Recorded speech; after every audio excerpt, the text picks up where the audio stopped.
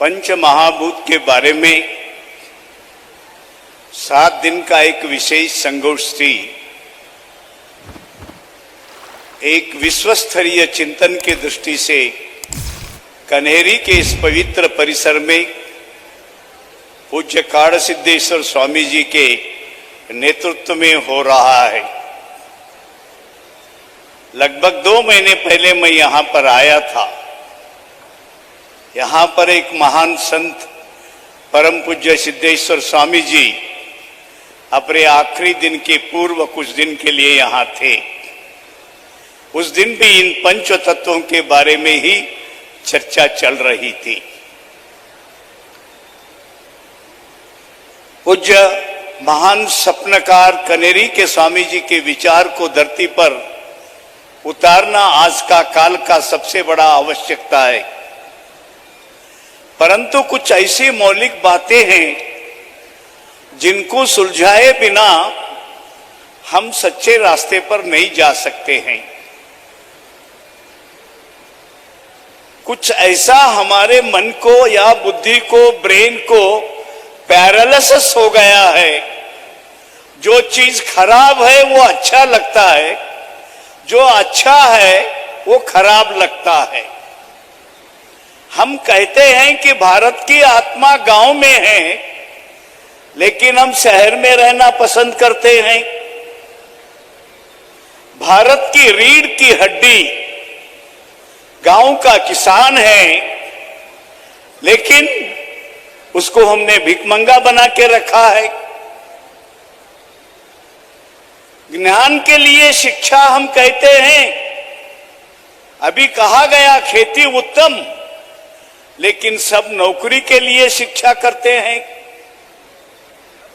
जब मैं दिल्ली में जाता हूं, जिस देश को इस पंच महाभूत के पवित्रता की ज्ञान मिलना चाहिए, अगर भारत में सबसे खराब हवा कहीं मिलता है तो वो दिल्ली में मिलता है। किसान लोग अपने कुछ फसल को काट कर जला देते हैं।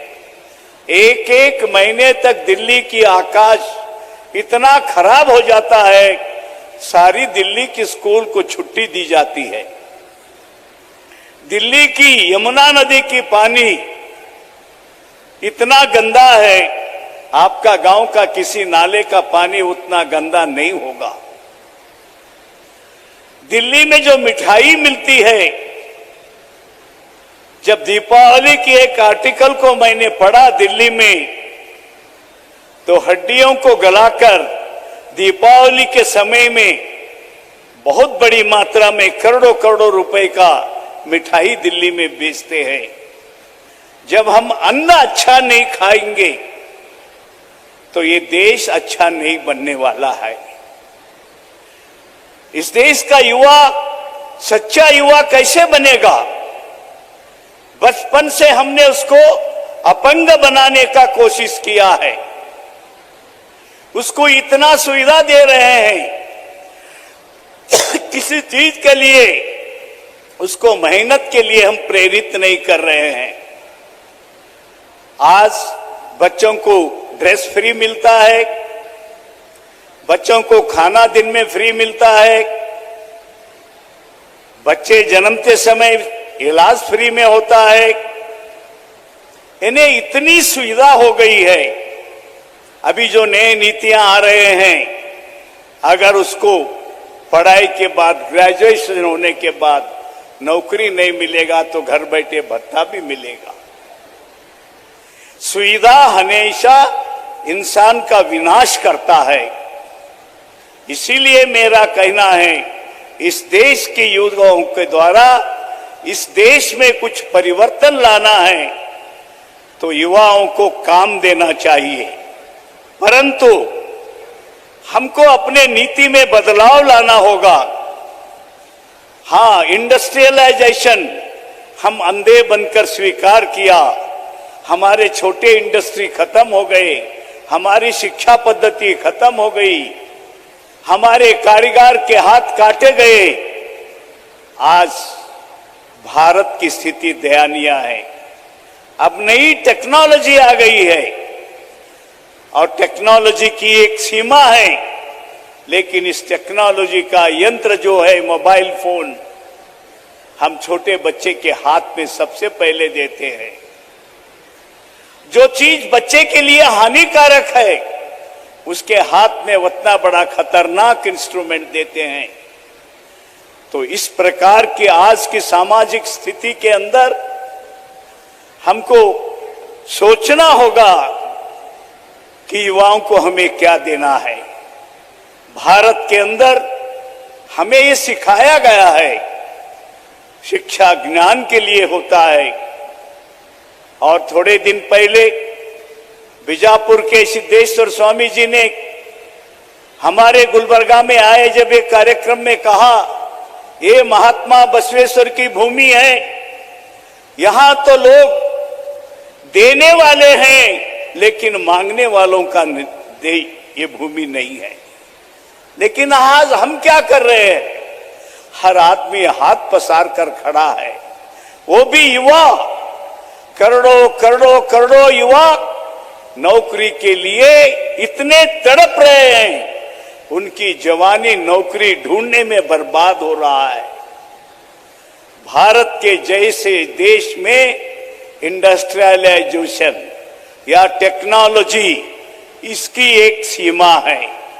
मुझे एक बात मालूम है, भारत में एक दिन ऐसा था, यहां का हर बच्चा, हर आदमी कम से कम 30% उसके खाने में दूध, दही, मक्खन, छाछ, घी, खौआ, इतने प्रकार के शुद्ध आहार होता था जिसके लिए अच्छा बच्चा तैयार होता था।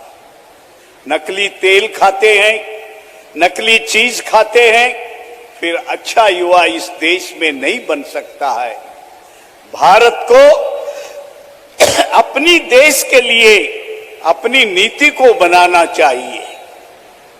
इस दृष्टि से हमें ये सोचकर चलना होगा। हमारे कर्नाटक में एक बहुत बड़ा संत हो गए हैं, उनका नाम सर्वज्ञ नाम से हम जानते हैं। उनका एक मंत्र है, तंत्रिया वाद्यउलेसु मंत्रिया केळलेसु मंत्रिया केळलेसु यंत्रवाहकन दयलेसु तंत्रिया वाद्यलेसु जगदी स्वतंत्रवेलेसु। सामाजिक जीवन में बड़े बड़े लोगों का दोस्ती रहना, उनसे दुश्मनी रहे तो जीना मुश्किल होता है। वैसा ही अगर हम किस गाड़ी में बैठते हैं, अगर उस ड्राइवर की दया रहेगी तो हमारी यात्रा सफल रहेगी, नहीं तो कहीं न कहीं अनाहुत हो जाएगा। तो इसी प्रकार जो अलग अलग प्रकार के तंत्र के लोग हैं, उनकी वाद्य सुंदर होना, तभी उनका मन मस्त होता है। वैसा ही उन्होंने कहा है, दुनिया के अंदर हमको जीना है तो अपना तंत्र होना चाहिए, स्वतंत्र अपना तंत्र होना चाहिए। तो भारत एक ऐसा देश है, यहाँ के करोड़ों करोड़ों युवाओं को काम देना अत्यंत आवश्यक है। उनको नौकरी का लालच देना एक गलत है। इसके लिए घरेलू उद्योग, कृषि काम, डेली सर्विस, डेली नीड्स, 800 प्रकार के छोटे छोटे उद्योग है। आज भी सरकार अपनी नीति में बदल करके ये काम करेगी तो हमारे देश में आज भी 10 करोड़ लोगों को रोजगार दिया जा सकता है।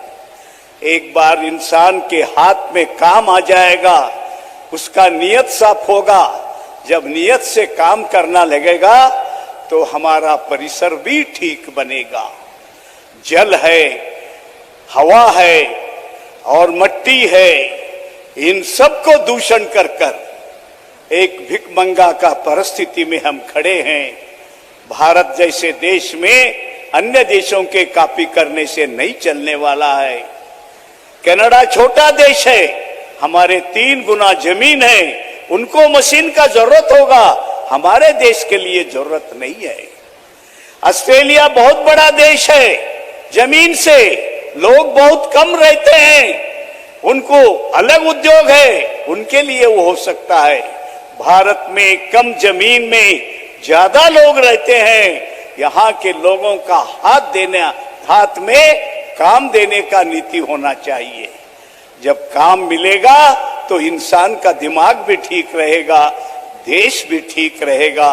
अगर अच्छे काम होना है तो एक ही बात है, हमारी शुद्ध आहार के तरफ जाना चाहिए। सबसे बड़ा हमारा देश में हमारा स्वास्थ्य बिगड़ता है तो वो तेल है। भारत में 80% नकली तेल से हम खा रहे हैं, जिसके कारण सारी दवाई हॉस्पिटल को, कमाई हॉस्पिटल को देना पड़ता है दवाई के लिए।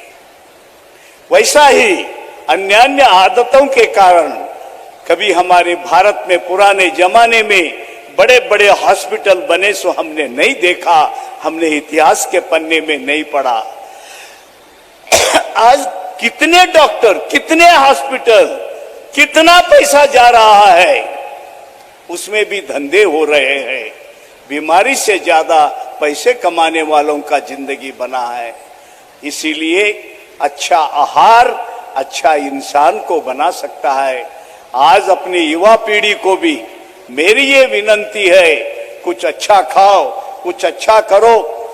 बचपन में मैं जब राष्ट्रीय स्वयंसेवक संघ के कार्यक्रम में जाता था, उस समय एक बात कही जाती थी, जब परम पूजनीय गुरु जी थे तो हमको हर समय खाने के समय 1 चम्मच घी मिलता था। हम पूछते थे घी क्यों मिलता है, तो घी से इंसान का दिमाग ठीक होता है, परंतु घी नहीं मिलता है। हम कृष्ण जन्माष्टमी मनाते हैं बड़ी मात्रा में। मैंने एक बार 400 बच्चों से पूछा, आप कृष्ण की जन्माष्टमी कर रहे हो, कृष्ण को सबसे प्यारा मक्खन है, आप 400 लोगों में आपके घर में कौन माता पिता आपको मक्खन खिलाए? तो पूरे 400 बच्चे हाथ उठाकर कहा, किसी ने नहीं खिलाया, किसी ने नहीं किया। यानी हमको भगवान कृष्ण भी नकली चाहिए, इससे नहीं होने वाला है। सत्य के ओर जाना चाहिए, और उस सत्य की ओर जाने के लिए अच्छा अन्न चाहिए। अच्छा अन्न मिलना, अच्छा हवा मिलना, अच्छा धरती मिलना, तो केमिकल से दूर होना होगा। और उस सत्य की नीति अगर सरकार नहीं बनाएगी, सरकार से प्रेशर करेंगे, तो समाज को अपने आप आना होगा। अभी एक मेरे मित्र कह रहे थे कि समाज जब सशक्त बनेगा तो बाकी चीज अपने आप चीज ठीक हो गएंगे। तो एक अच्छी समाज वही इस देश में बदलाव ला सकता है। वो शिक्षा के क्षेत्र में हो, साहित्य के क्षेत्र में हो, युवाओं के क्षेत्र में हो, महिलाओं के क्षेत्र में हो, उद्योगों के क्षेत्र में हो। वो एक समाज की सेवा भाव से उस क्षेत्र की पवित्रता होना चाहिए। अलग अलग क्षेत्रों में इन 5 दिनों के अंदर चर्चा होने वाली है। इसका निचोड़ और बाद में आने वाले सभी अतिथियों का सम्मिलन मिलकर कोई अगर ठोस रास्ता मिलेगा तो हमारे लिए बहुत बड़ा आनंद का विषय होगा। तो हमारे युवाओं को अगर दिशा देना है तो कुछ अच्छा खाना खाओ, अच्छा मेहनत करो, फिर देश अपने आप अच्छा होगा। यही इस देश को आज बचा सकता है, दूसरा कोई रास्ता नहीं है। तो ऐसे प्रसंग में हमारे मार्गदर्शन के लिए एक देश के महत्वपूर्ण संगठन हमारे आदरणीय भैया जी जोशी हमारे बीच में हैं। उनका अंतिम संदेश हमें मिलने वाला है। वह संदेश हम सब के लिए एक अच्छा मार्गदर्शक बने, ऐसी प्रार्थना के साथ मैं अपने बात को समाप्त करता हूं। सभी को प्रणाम।